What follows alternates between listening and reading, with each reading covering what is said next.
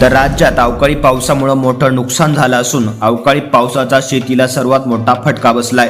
मात्र अजूनही अवकाळी पावसाचं संकट टळलेलं नाहीये। हवामान विभागाकडून पुन्हा एकदा राज्यात पावसाचा इशारा देण्यात आलाय। हवामान विभागाकडून मिळालेल्या माहितीनुसार दक्षिण कोकण, मध्य महाराष्ट्र, मराठवाडा आणि विदर्भामध्ये विजांच्या कडकडाटासह पावसाची शक्यता वर्तवण्यात आली आहे।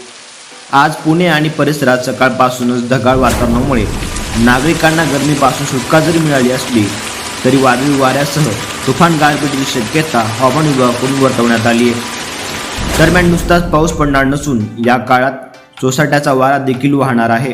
वाऱ्याचा वेग प्रति तास 30 ते 40 किलोमीटर इतका असू शकतो असा अंदाज हवामान विभागानं वर्तवलाय। त्यामुळे घराच्या बाहेर पडताना योग्य ती काळजी घेणं गरजेचं आहे। गेल्या काही दिवसांपासून राज्यात सुरू असलेल्या अवकाळी पावसाचा मोठा फटका हा शेतकऱ्यांना बसलाय। फळबागांचं मोठं नुकसान झालं असून आता पुन्हा एकदा अवकाळीचा इशारा हवामान विभागाकडून देण्यात आलाय।